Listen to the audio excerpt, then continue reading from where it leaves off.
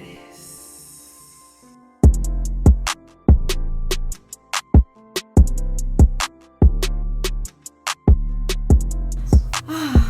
Well, hello, Patrick. Hello, Lexis. How are you doing this evening? I'm wonderful. How about yourself? I am doing quite well. Good. Mm-hmm. Good. Do you have any White Claw? This water's okay, but is there White Claw by chance? Grapefruit? I'm sorry, I don't drink. Oh. I don't either. I was just wondering if there was White Claw. I feel like you bring up White Claw a lot. I do. I do. It's kind of a pillar, I would say, of my life. You know, A like pillar. yeah, like there's sleep. Mm-hmm. There's food. And there's a White Claw. I guess it's a tripod, is what I'm kind of holding up on 3 pillars. Okay. So, and it's one of the 3 pillars. Interesting. I heard that there was a White Claw shortage. There was a drought, as I called it. Oh, okay. It Is it was. still in drought? No, we made it. We survived. It has hit the shelves again. We persevered. So you say we as if you work for the company. No, we as in humanity. White Claw humanity. We made it through. Just humans relying on White Claw. The millions of us. Yeah. White Claw drinkers. Yeah. So it was terrifying. But you know, back in July, I actually posted on the social medias, at the rate my summer's going, White Claw's going to be on back order. Oh. 2 months later, I'm not trying to say I called it. Oh. Or that I'm to blame. It's like maybe we should call you PatrickAiken. Okay, there's a new one. All right. Okay. Predicting the lives of alcoholic beverages. Yeah, someone needs to do that. You know, that's a whole untapped market. So, It really is. yeah, if I wasn't so busy with comedy, maybe that would have been my other calling. Maybe. Maybe. All right. Maybe. Interesting. So, tell me, what brought you in for an evening session? Well, mornings are the worst because I'm always hungover, you know. So evenings seemed like the right move, you know. But I feel like I just need some life coaching, you know. Like my comedy career feels stagnant. I am viciously single. I could talk for hours about that. And I have a job. Job's good, you know, but that's the boring stuff, you know. Okay. Gotta spice up that life. I need some spice. I guess that's why I'm here. Okay. Get some spice. I know it's crazy that a white person's asking about spice. That is unheard of, I'm sure. I mean, I think every once in a while, maybe 3 out of 4 white people in their lifetime probably ask for spice because they're just sick of being bland. Right, exactly. But they always get salt and pepper. And I know there's a lot more in that pantry. I just don't know what it tastes like. Oh, yeah. That's all. I'm hoping you can show me what it tastes like, Lexis. Maybe you're lacking some spice, tired of things being dry, need a little moistness in your life. Yes, absolutely. Yeah, I don't like dry turkey either. Okay, so stagnant comedy career, single. You mentioned something about your day job. It's a good job. It's consistent. What do you do? I manage operations and logistics for a production company. So we do lighting and audio for concerts and festivals and any live events, political stuff, all the things. So Awesome. I used to be an audio engineer and worked my way up into logistics. So I oversee how stuff moves around between all of our offices. And, yeah, it sounds really important. And that's the important thing, is that it sounds important. That's, you know, is it important? No, not really. No. Do you meet a lot of people in your job? Meet them how? Just Like at the events and you're meeting lots of people? Yeah, I like back when I was an audio engineer, I met some celebrities. Worked with a lot of people, other technicians from other states, and yeah, you meet a lot of folk everywhere. Yeah. It's good. It's a good networking. Okay. You know. Okay. So, tell me, do you not like being single, or are you okay with being single? Right now, I love it. I love it, but I don't know if I can do it forever. Okay. You know, and when it comes time to date, I don't know if I'll know what to do. Oh, You know? I see what you're saying. Because I Don't mind the pussies. pussies normally terrify me, but I actually held it together pretty well there. Yeah, if I do you say did. so myself. Right now, I feel like I don't have time to date, and that's not fair to all the men out there that don't get access to this. You know, that's that's almost as bad as a White Claw shortage, really. Oh, darling. So you understand. Yes, I understand. But I know I won't be in this mindset forever, and eventually, when I do want to start dating again, do I jump back on the dating apps? Do I just go to bars? Do I ask my friends, hey, do you know any single gay people? That always works so well. So well. Not sure what to do there. So do you feel that, I mean, I find it interesting because you say that, you don't have time, but you're anticipating being ready to date again. So do you feel like pretty soon you do want to date again and you're trying to prepare yourself? You sound like a planner. Are you a planner? I am a planner. I'm a planner too. 1000%. So I totally get it. It's you gotta have that mental clarity before you jump into something. Yeah. So I think, a good thing to start is maybe start manifesting what it is that you want, right? Okay. Because sometimes it could take a little while to manifest things. It really depends on how aligned you are with the universe or your source, right? Okay. All right. So if you're working on that right now, which it sounds like you're pretty happy. It sounds like you're good in your life, but you're pretty soon I'm gonna have to fix this, right? Yes. So if we start to kind of tackle what it is that you want in your ideal partner and how you plan on obtaining that ideal partner, when you're oh yeah, baby, I'm ready, then it's poof, it'll be right there, So it sounds to me like you're curious on how you're going to obtain that partner. Peter, calm down. It's a horny boy right Peter there. the pussy. Peter Wow. the pussy is horny. Okay. Yeah. So, what is it that you would like to find in your partner? Somebody who is understanding of my crazy schedule. Okay. That's been the challenging part. I know it. I feel like I ask a lot of the men I date because I have a full-time job, and I play in a gay flag football league, and I do this comedy thing. That takes up an hour a month, maybe more if I'm doing well. And and there's friends and there's stuff, and then I like to sleep. I'm one of those people that sleeps, and I eat. And so after that, there's not much room left for romance, and I need a guy that understands that it's Are you the type of person where when you're looking at, I assume, not everyone, but most people would like to get married. Is that would you like to get married at some point, or maybe have a life partner, or? I'm open to the idea. I see my life going two different ways. I can see myself getting married, having kids, the whole life partner thing. I can see that happening. I can also see me being single zero for the rest of my life. My tax filing, single zero. Because some days I feel like I'm better off being everybody's friend instead of one person's lover. I feel like I'm really good at the everybody's friend thing. Is this a friend with benefits? Just everyone's friend. I'm friends with everyone. I'm really very social. I'm a social butterfly. I'm the guy that'll go to a party with 100 strangers and leave with 100 friends. I just can't help it. You're just so charming. I mean, you said it. I didn't say it. I did say it. You said it. Life coach here.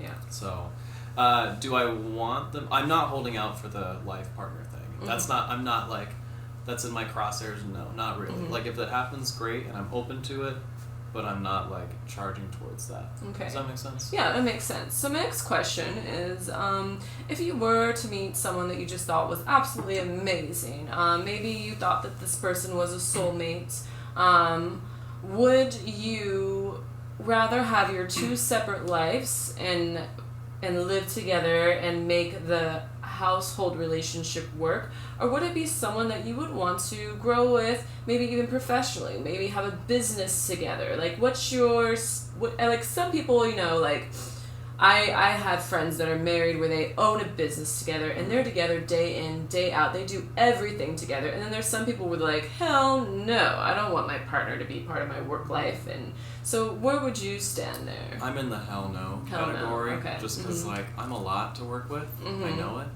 And I would not put anyone through that also interested in romantically. Mm-hmm. And I know the moment that those lines did get crossed, they would leave me immediately. Okay, good. So when you say someone that's understanding of your schedule, I'm going to throw some characteristics out there, and you let me know just say yes or no if you agree with me. So when I think understanding of schedule, I think someone who's independent. yes. Okay, so independent. I think of someone who is secure with themselves. Yes. Meaning no jealousy Absolutely. issues. Okay. So the next characteristic that makes me think of someone understanding of your busy schedule is someone that is also social. Yes and no. Okay. Because, like, I would not expect somebody... It's a lot to ask another guy to be as social as I am. Mm-hmm. You know? It's I feel like there are levels of how social people are. Mm-hmm. It's not binary. Absolutely. And so, do I want them to be social? Yes, because occasionally I'll bring them to stuff, and Mm-hmm. I want them to intermingle and not be the weird, quiet one. Yeah. Not that it's weird to be quiet. But, I don't expect them to be the social butterfly who's going to want to talk to every person in the room, you know? So how about maybe socially adaptable? Because this is what I think. Okay, I like that. I can imagine you maybe having an event for work or something Mm-hmm. like that, right? And you bring your significant other. Mm-hmm. But it's a work event, so you might have to leave them alone most of the time while you're working, right? Yeah. And you don't want them to be upset by that. At least, they should be adaptable to the situation where they can maybe make a friend. Not saying they have to talk to everyone, but... Absolutely. Yeah. You're speaking to my soul, Lexis. Right, good. You So got me. socially adaptable. Okay. So, I think we're in the good understanding what it is that you're wanting. Okay. Right. So besides understanding of your schedule, what else? What other characteristics are you looking for? I love a good cook. Mm-hmm. Love a good cook. Because I'm an okay cook. Mm-hmm. I think it's really attractive when someone is much better at something than me. Mm-hmm. And there's a lot of things I'm terrible at. Mm-hmm. But I feel like it's a version of them complementing your weakness. Absolutely. Does that make sense? Mm-hmm. You know, it's Mm-hmm. like it's how pieces fit together, sort of thing. So, I've dated a few guys who are amazing in the kitchen, and it is such a turn on, such a relief. It's a cool characteristic. Like it's a lot of great things, and I'm always that always like draws me. Mm-hmm. So. Do you enjoy cooking yourself? I do. I do Okay. enjoy cooking. I just don't know how to do. I could be fancier. Okay. You know, Okay. like I can make a good meal. Mm-hmm. No one will get food poisoning. Mm-hmm. But that's a very low bar. You know, I'm sure we could raise the bar to something more impressive. Yeah, for sure. Yeah. Okay. Is there anything else in particular that would be really important to you? A man. A man. Just that he's male. Mm-hmm. That matters. Yes. That's really those three things I think nail right. it down. I think understanding of your schedule is a huge thing, right? I mean, that's usually I can completely relate to being a single mom. I mean, there are people that just don't get it. If they don't have kids, they don't get it unless they were raised by a single parent themselves, or they had a single parent in their family, you know, like their sister or their brother or whatever. So I find it difficult too because people don't understand. It's like I am living on my income alone. Yeah. And I'm supporting my daughter on my income alone.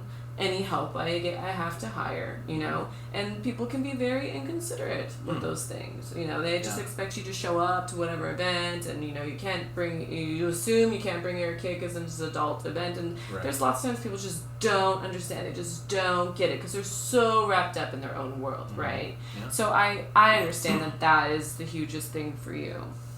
So, now you're thinking about, where am I going to find this person? I'm going to tell you right now. Apps is not the place. The internet is Absolutely not the place. All right. And I don't want you to resort to that because I personally have resorted to that, and then within 24 hours I'm like, what am I doing? Right? Yeah. I'm just like, I can see that. delete it. What am I doing? Right? But you also don't want to be one of those people that's like, when you think of the social archetypes, you don't want to be like an omega male where you're just like, oh, I'm just going to be myself and whatever's meant to be will happen, right? You have to be proactive. Yeah, absolutely. You have to manifest what it is that you want. Mm-hmm. So it sounds to me that you want to find someone similar to you in your lifestyle. So where does Patrick hang out? Where would Patrick find Patrick? At a comedy club. Okay. I am one of those weird gays that watches NFL football. Okay. So on Sundays, I'm at one of the gay bars watching football. Mm-hmm. Other sports like local gay sports league events. You Mm-hmm. know, like the softball league does a chili cook-off at one of the bars every year. I'm typically there. Mm-hmm. The PGFFL, the Phoenix Gay Flag Football League, does a lot of fundraisers. I go to those. You know. Mm-hmm. A few of the local gay bars with some friends, just hanging out, whether it's karaoke or just having drinks and dancing. Mm-hmm. Wine bars, I like wine bars. Mm-hmm. Big wine fan. There aren't White Claw bars yet, but Mm-hmm. I'm working on it. So, yeah, and I also enjoy live music. So live music venues, whether it be local or big concert venues. Okay. That's where I would find people. So that is where we would find Patrick. Okay, so that's one list. Now the other list we're going to make is, what are the things that maybe you don't do now that you want to do? Like your dream list of all the things that you want to do with your partner. With my partner, Mm-hmm. I would love to go to... I've never been to Hawaii. Okay. That sounds amazing and expensive. Mm-hmm. I should start a GoFundMe just to get that rolling. Mm-hmm. Wine tasting in Napa Valley. Never done it. Okay. All the gays do that. I've never seen a show on Broadway. I love musical theater. Okay. So that'd be cool. Trip to New York. Very romantic. Go see, Phantom of the Opera or something cliche. Okay. Wicked. Now, I want you to think about activities that don't, that aren't travel. Like things that you would do in Arizona. Maybe there are a list of things that you've been wanting to do here that you haven't done yet. Maybe it's because you want to do it with someone special, so that's why you haven't gone. Because I'm really good at doing things that I want to do. I'm pretty good. Like, if I want something, I get it. You go and do it. Mm-hmm. I don't know if I've left any open for somebody special, Okay. I see a lot of local theater, I see shows that come through, I do all the sports things. Mm-hmm. I've become so independent that honestly, nothing is coming to mind for that. Okay, that's good. Yeah. That means that you're wholehearted. I do like to think I'm wholehearted. Yeah, absolutely. I remember once, I feel like you and I are very relatable. I remember once when I was in college, there was a group that I wanted to see, a music group that I wanted to see, and I was supposed to meet a friend, but she decided not to go, and I went alone, and I actually got to meet the artist myself. I'm not sure if you're into hip-hop. I don't even know if they have anything new out, but they were called the Cool Kids, and they're from Chicago. Okay. All right. And they were kind of like an old school rap, but in the new age, and I got to meet them, and the guy asked me if, that I came alone. And I said, yeah, I came alone. I wanted to see you guys. He's like, wow, that takes a lot of heart. And I didn't really get what he said, but it stuck with me. And then, I get it now, right? A lot of people want to do things by themselves. In high school, I used to go to movies by myself. And people thought I was weird. I want to see the movie, and I don't want to be dependent on someone else to go. I don't need someone else. So that's good that you don't have the codependency. I've flown to other cities alone to see concerts alone. Yeah. I've done it. I went to Hawaii by myself. I'm probably going to do that. Do it. That's probably going to happen before I'm 30. We made some great friends. Yeah. We're friends on Facebook now. Right. I've heard good things. Traveling alone, I think everyone should do. Absolutely. Absolutely. So when you're doing your comedy club thing, when you're watching your NFL football, when you're doing your sports leagues, when you're going to wine bars, when you're going to live music, are you allowing yourself to be open to meeting someone? You mean anybody, or you mean someone romantically? Someone romantically. I am. I think I am. Because I'm not going to push away strangers. I love talking to strangers, and you don't know if it's going to be anything romantic until the conversations unfold. I've met really cool guys recently, and in the back of my mind, I've kind of had a voice that's like, well, you're not going to do this right now. You know, he's cool. You know, befriend him. Don't burn the bridge. But you know, you're not going to date him right now. So you know, I don't know. So you don't act on anything. I don't.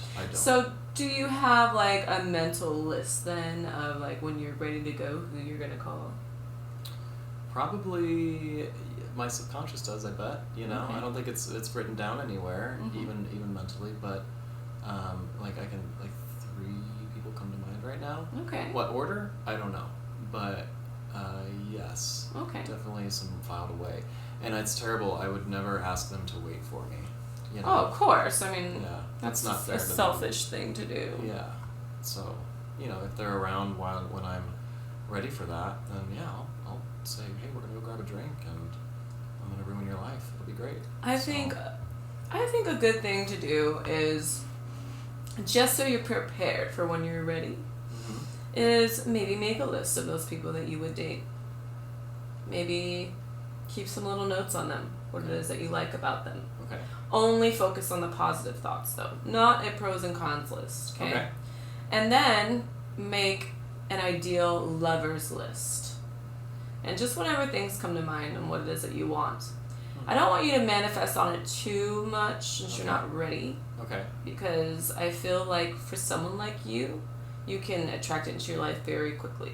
And I want you to attract it into your life if you're not ready yet. All right. Okay. Makes sense. So yeah, make a list of those 3 lucky guys that you have in your minds. And then make an ideal list. And you can just kind of, whenever you're thinking about it, or maybe you're having a moment where you're a little lonely, you can maybe think about that a little bit. I should try that. Yeah. I will. I'll make that list. Yeah. Thank you. And when you're ready, full force. Just go for it. Just go for it. Charge at full speed. All right. No one's ready for that. I don't think anyone's ever ready for full insertion.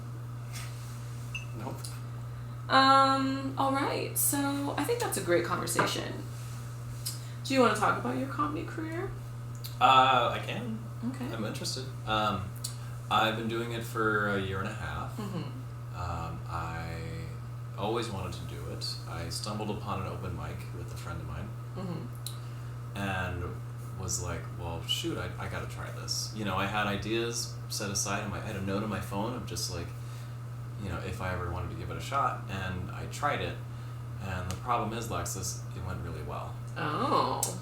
And so such a problem to have. And then I was like, well, shoot, I got to do this more. And so I had other jokes, and I went back the week after and did it.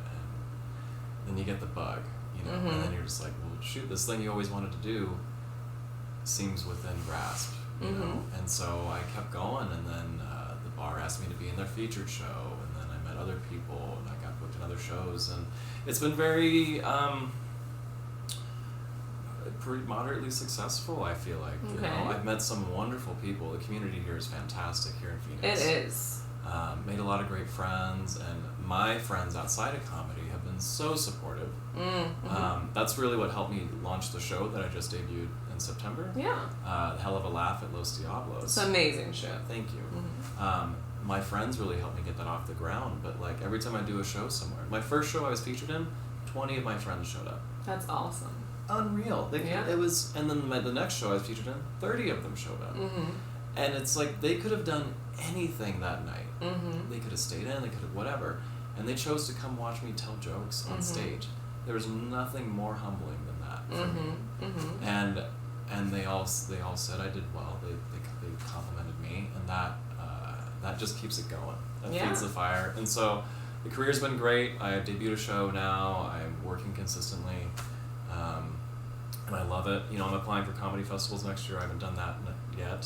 Great. We'll see what happens. This is my first podcast, hopefully of millions. So I feel like we're moving the right direction. So what is it exactly that's feeling stagnant? I don't know what the next level is.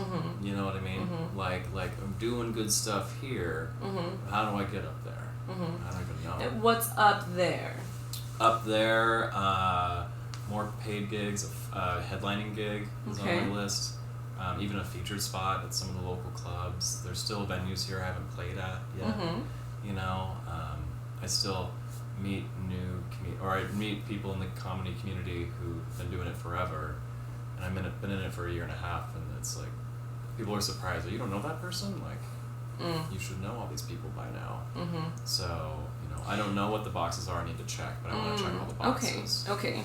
Well, I think the fact that you're doing the comedy festivals is a great next step if you're trying to broaden your audience, and that's something that I've been working on too. Mm-hmm. I think for where you're at and only been doing comedy for about 2 years is impressive.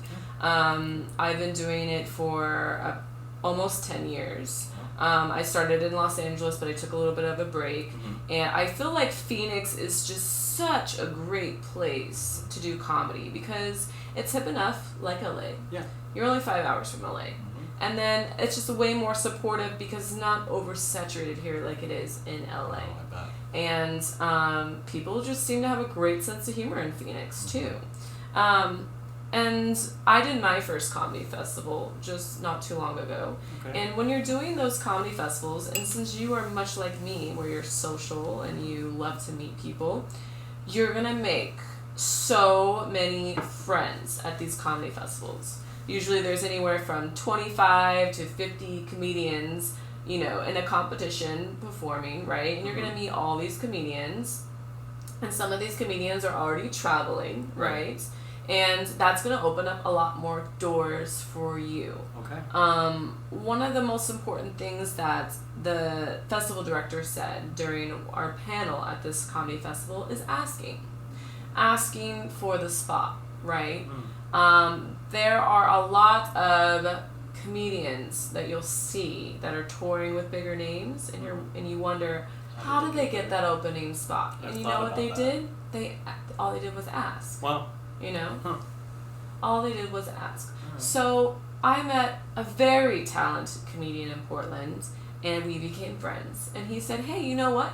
I'm actually going to be performing at the Scottsdale Comedy Spot for the weekend. And I was like, dude, that's awesome. You should let me know. I'd love to come and support you. I didn't even ask. He actually asked me, you want me to see if I can get you an opening spot? Yeah. Please. Absolutely. How cool is that? So you'll meet all these people depending on where you perform at. I was able to meet the club owner of Harvey's Comedy Club in Portland. He gave me his card, said, hey, give me a call. Let me know when you're ever going to be in town. You'll make those kind of connections by doing the comedy festivals. Okay. So definitely do them. Just apply to one maybe once a month or just see what's going on. And usually they give you enough notice where you can get the time off work to travel, know. So I think that's a great first step. As far as, more paid gigs, more headlining gigs, going to venues you haven't been, have you been, reaching out to those venues that have you been to yet? I don't even know. I don't even know where to start with that, Yeah. It's tough. So write a letter. Write a letter. Okay. Write a letter. Some people, comedians will get on Facebook and message people. Go a little bit further. Okay. Go a little advanced. Try to find out who runs the room, if you can. If it's just an info@comedyclub.com, reach the info and maybe ask some questions. Present yourself just like you would applying for a job. Okay. Kind of like a resume, Hi, my name is PatrickAiken. A little bit about me. Here's a link to a 5-minute set, 10-minute set, 12-minute set. Make everything accessible in that email, right? Okay. Tell them what it is that you're looking for. Are you wanting an opening spot? Are you wanting a guest spot? Are you wanting to headline? Let them know your experience, your title. Mm-hmm. I was a finalist at this comedy contest. I was a finalist at this comedy festival. And, usually people will respond because you're setting yourself apart from everybody else. If there's a venue that has an open mic, go to the open mic. Yes, I'm big on the open mics. Yeah, try to get to know who's booking that show, if the owner's there. Just apply. Ask. Always ask. Mm-hmm. But also give the information. Because there's so many bozos out there. They're just like, oh, let me get a spot, but they don't supply anything. So give them everything that you need and get into those venues. Don't feel like you're not in the right spot because people are saying, oh, you don't know this person, you should know this person. Like, no, bro. Like, okay. Even though the Phoenix comedy scene is small, it's still kind of big. There are different styles of comedy that are happening. Okay. And I've seen flyers for people that have been on shows that I've, never heard of before or never seen before, and that will happen. There are some comedians that only perform at certain clubs too, and you don't want to do that. You want to float around, So if someone's telling you like, oh, you should know this person, like, come on, no, you could go without that person, and maybe you could meet that person. So don't let that bring you down. Haters are gonna hate, Yes, I've seen that. And regarding paid gigs, are there times people are asking you to perform at shows? They're reaching out to you and saying, hey, would you like a spot on the show? Mm-hmm. Are you asking what the pay is? I'm not. Is it that easy? Ask what the pay is. I feel like it's my first day. If they have the pay, they will pay you. Mm-hmm. If they don't have the pay, they will tell you.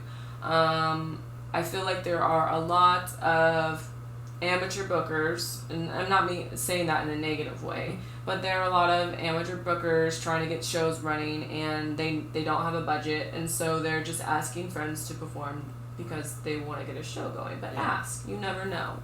All right.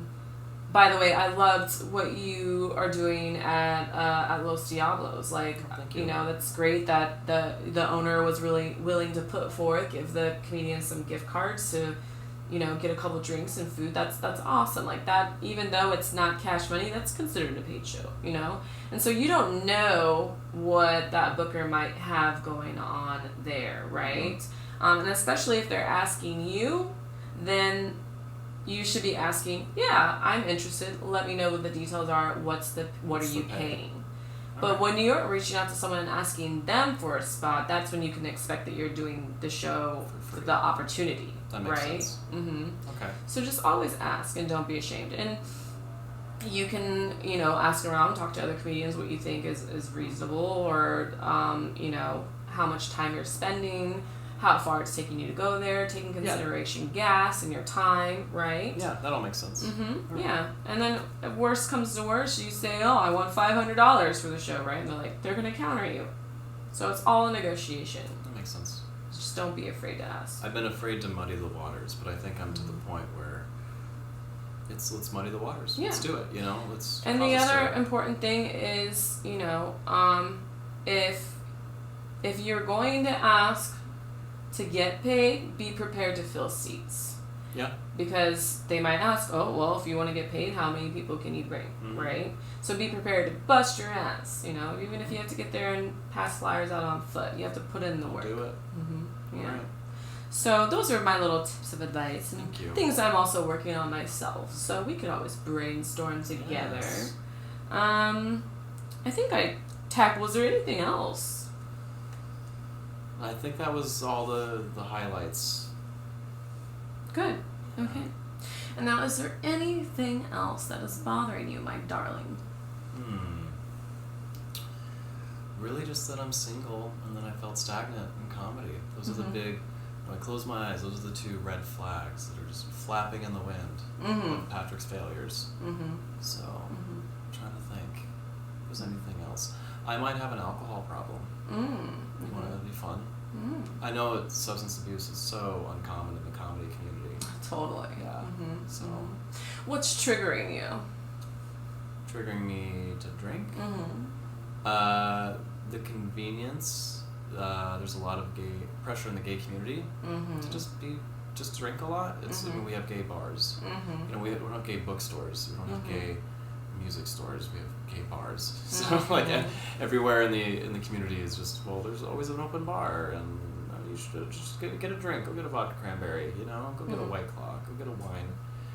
And it's very easy, very common. And I don't even want to think about how much money I spend annually on alcohol. But I probably wouldn't be worried about paid gigs if I stopped drinking. Oh yeah, absolutely. So. Okay, a couple of things came to my mind when you were talking. Okay. I imagine that there has to be something out there where you can look up gay-owned companies, businesses. Have you ever looked to see what else is out there besides bars? Not directly, no. Okay, just an idea. Just the sports leagues, but that's it. Yeah. Just an idea. Maybe see what's out there. Maybe you will find a gay-owned record store, you know? Yeah, that's true. Or a clothing store. Or something, you know? Or some sort of, like, class. Oh, other thing I was going to suggest earlier, rewind, was maybe going to a cooking class, right? Oh, that's good. I never even thought of that. Yeah, going to a cooking class. Doing something where you can, you know, learn more about cooking, or maybe, like, you know, we're just talking about trying not to drink, but, you know, wine tasting class or something like that. Maybe one that is thrown on by, you know, the gay community. That way you're not stuck with a bunch of straight people and you're like, this sucks. I mean, with a cooking class, you know, right now I feel like I'm meh at cooking. But what if I take a cooking class and I'm still terrible at it? Well, now I can still, at least right now I can still say, never took a class, never learned, you know? Yeah. But then I lose that excuse. Well, I wasn't suggesting a cooking class for you to become a better cook, but maybe to meet somebody. Oh, that's interesting. Do cooking. people go to classes alone? Is that a thing? I've been to a cooking class alone. Okay, alright. So there's a lot of pressure in the gay community, you're saying. Most of the gay hangouts are bars. And even all the gay sports events we do, we drink while we play. Oh, it's like That's slosh insane. ball kind of. Well, that kickball, that's a thing. Yeah. Kickball is just an excuse to day drink. It's not a real sport. I don't need an excuse to day drink. I can do it on my own. So do you feel like when you're there that you want to drink, or you just feel pressure to drink? I feel like I drink because it's there. Like, I'm not sitting there like, I need a White Claw. You know, I'm not doing that. But part of me is like, well, yeah, there's a cooler of them, and anyone can have them, and I'm gonna have 4. Oh, and on top of that, it's free. And it's free, exactly. And it's hot out. Oh, this sounds so refreshing. Well, it dehydrates you more. Well, I drink a lot of water. I do, but it does, and that adds another element to the game. Can you power through your dehydration? Only the good athletes can. That's true. That's the thing. So, see, alcohol is something that I've kind of struggled with on and on for a long time. I wouldn't consider myself an alcoholic, but there was definitely times where I abused it and misused it. okay. Right? Binge drinking is an abusive thing that we do with alcohol. And then there's misuse, where you're drinking socially and you just don't realize that you've had one too many, right? Also misusing it, people, I just want to have a glass of wine so I can sleep better, or whatever. You know, the truth is alcohol does not let you sleep better. And I think it has become such a social thing wired in our brain that we have to kind of like reprogram our brain to realize that it's something that we really don't need. The reason why I decided to give up alcohol, and it's not like I gave it up 100%. I've limited it to special occasions or only one. And when I went to the Portland Comedy Festival, I had 2 drinks max at the comedy festival because I had been seeing some friends I hadn't seen in a while, and and it was a big deal for me to be there. Yeah. And then when I went to your show the other night, I just had 1, you know. And usually that's something I do when it's a new venue.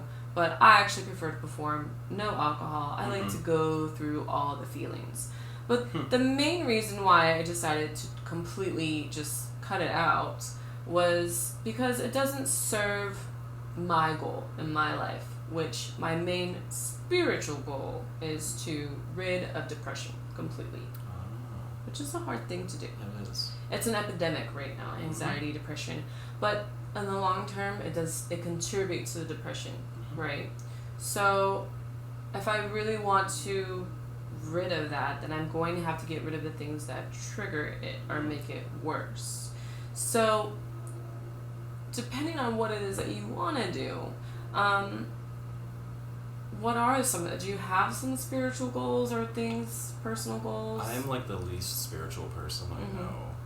I just don't. I don't believe in gods or God. I don't believe in rocks. I don't believe in that stuff. I believe in people. I believe that humans can make or break their future and their life successes, you know. What about energy and emotions and... I think emotions are reactions. I think energy, energy ebbs and flows. Maybe that's a reaction too. I don't know. I don't know. I don't think about it that much. I too have the depression. I battle, and I'm pretty public about my mental illness with that. You know, I'm not. I make jokes about it as most comedians do. But spiritually, I feel like it's not. I'm not spiritual at all. You know? Do you believe that humans are all connected? In some way, shape, or form? Not out the gate. No. I think we form those connections on our own. You know, like, it's really interesting. I mean, I've met, like, I have some really good friends who I've met exact versions of themselves elsewhere, and it's insane, and literally like the same. It seems like the same exact person. Almost like a parallel universe experience. Yes, yeah, but one was in Phoenix and one was in Florida. But you know, I met another me in Florida too. It's very strange. I'm sure. I hope I'm cooler because Florida's a terrible state. But sorry, listeners in Florida. But they're all serial killers. yeah, it's fine. Great. My address will be posted when this is over. I'm not spiritual. I don't know that people are all connected, but then coincidence throws all that off, you know. And I honestly, I don't think anyone knows the answer. Oh, and we don't know the answer. I think humans made up religion and they made up God because they couldn't stand the arrogance of not knowing, and so they said, "Well, I don't have an answer, so I'm going to make an answer." And then people were like, "Well, yeah, that's better than not knowing."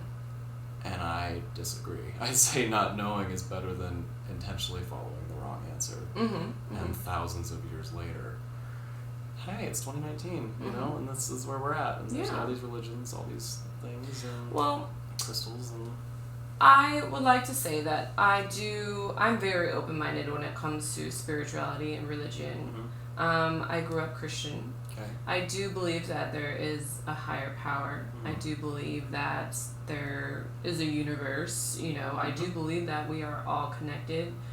I believe that we have been here before, and this is just because of experiences that I have had. Okay. I believe religion is good in a sense where it teaches us how to be better people. I agree with you when you say religion's made up. Obviously, there's so many of them. Which one's right? Yeah, right. Who's the winner? You don't know, right? Who's the winner? Winner chicken dinner. Yeah, I don't know. exactly. And what do you get? I don't believe in saying that one religion is wrong than another, because if they're using it to become a better person, then that's all good. Sure. You know, spirituality, yes, can be tied to religion because religion talks about spirituality. But spirituality can also be just how you feel about yourself. Like earlier, we were talking about manifesting things in our life. I think that's a spiritual experience. I think it's spiritual to write out an agenda of what you're going to do today and go do it. You know, there's lots of different ways to look at it. Yeah. Okay. So I just wanted to open your mind a little bit to that. Also, men are known to be spiritual cavemen. So. Pretty typical. In the gay community, though, not so much. Yeah. Not so much cavemen. Like, well, they're a little bit more into astrology and all this numerology stuff. and New Age stuff. And I know, like, I'm a Scorpio. I don't know. I don't follow astrology. Oh, you're the definition of a spiritual caveman. Yeah, but, like, all I know is that it means that I'm an asshole and that I'm great in bed. That's what Scorpios are. That's what I'm told. So, that's what I'm told. I no wonder why we get along so well. I'm a Taurus, which is complete opposite of Scorpio. Okay. And so you're like the yin and I'm the yang. Oh. So like you're the opposite of me, pretty much, Yeah. which makes sense But while we're talking about this. But there's also similarities there, it's like complement each other. Right. And one thing about Scorpios is they usually have a really, really big spiritual breakthrough at one point in their life, and it could be another life, right? Okay. And I can't remember everything that I read up on it, but my ex was a Scorpio, so I was like, you know, wanting to figure out how to fix this guy. How'd that work out? He's doing really good. We're not together anymore, but Yeah. he's doing really good. He's That's working good. on himself. Okay. My father's also a Scorpio. Oh. And it's kind of like, and I don't want you to take this the wrong way, but it's almost like you were born into like this arrogance. right? And something has to happen into your life where you want to change it. Whether it's breaking through a depression, breaking through some sort of anger, you'll hit a breaking point at some point. But the thing is, you have a lot of really good things going on into your life. So something has to happen for you to want to tap into that, if that makes sense. It does make sense. And it could be something from a past life. It could be something that happened when you were a kid, some sort of traumatic experience that you're holding on to that you don't know. And eventually it's going to be there and it's going to be bothering you so much that you'll want whatever that thing is to change in order for you to start diving deeper. So know, my friend, that one day you'll probably be just as into astrology and numerology as all your little gay friends down at Los Diablos. Sounds like I came to the right life coach. You're an expert on Scorpios. I wouldn't call myself an expert, but I am very familiar. Yes. Okay. And you should give martial arts a try. I've always wanted to. Am I too old? Is 28 No. Too old? Are you ever too old? You're never too old. That sounds really cathartic. Muay Thai specifically. Why Muay Thai? That's the deadly stuff, isn't it? It can be. Interesting. Why Muay Thai specifically? It's just something that's amazing for Scorpios. Really? I will try that. I've always wanted to do martial arts. That's what they all say. I don't know. It seems like it'd be very cathartic. All right. I'm going to put that on my list. Yeah. All right. Actually, I have a gift for you. I'm going to give you a gift before you leave today. Did the other people get gifts? In the No. podcast? Oh, okay. That's cool. You're just dear to my heart. Just making sure. So that's Scorpio. That Patrick gets a Taurus, gift. All right, my darling. It's been such a pleasure. This was wonderful. It's been such Thank you, a Lexis. pleasure. Would you care to tell our subscribers and listeners how they can get in touch with you, my darling? Or see more of you? Yes. Well, you can find me on the Facebook, PatrickAiken. And then on Instagram and Twitter, I am at Laugh Missile. Are you on the Instagram? I am on the ground. I hate Instagram. You know what my Instagram says? Isn't it just Laugh Missile? No, like on my profile. I don't remember. It says Instagram is stupid. It does. You know what my Twitter says? Twitter's stupid. No, it says Instagram is stupid. I don't like Instagram at all. But you can find me on there. I folded. Do you prefer Facebook? No, I prefer Instagram.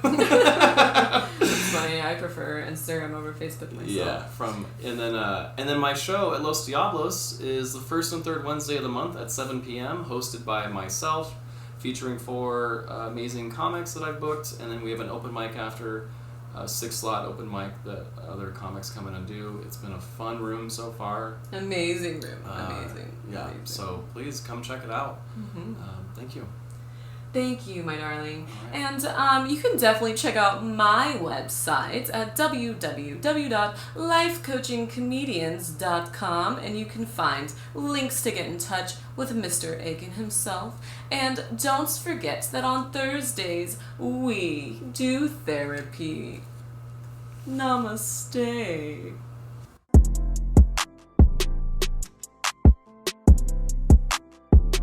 I thought that was a fantastic session. I think it got a little uncomfortable when I realized she was into Scorpios, but I think we got through that and there was some good knowledge gained from that one. It's good to know that it's okay that I'm spiritually dead inside, so that was really reaffirming.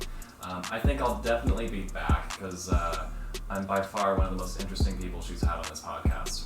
Mr. Aiken. Wasn't there a singer? Was it Clay Aiken? Anyway, Patrick is way better. I always said that gay men were my spirit animal, and the fact that Patrick is a Scorpio kind of makes me wonder if maybe I could get a sex change and be his perfect lover. I mean, he's not quite ready yet. I should do some research to see how long it takes, and then maybe by the time I'm ready, it will line up perfect. I wonder if he's a top or a bottom. I don't know. Maybe I won't even need to get a dick if he's a top. I do think if he continues to see me that I could probably make him the most spiritual person you've ever seen. I mean, he'll be like He'll know everyone's numerology number and break down every sign. He'd be like, know exactly what sign you are before you even open your mouth. I think he has that kind of potential. So yeah, she's definitely really into Scorpios. Sorry, she's not here right now, but I gotta leave soon. I think she's gonna try and get a sex change so that we would date. Why do women always say this? Why do women think they can do that? Anyways, I gotta go. Thanks for having me back. Don't know if I'll be back. Bye.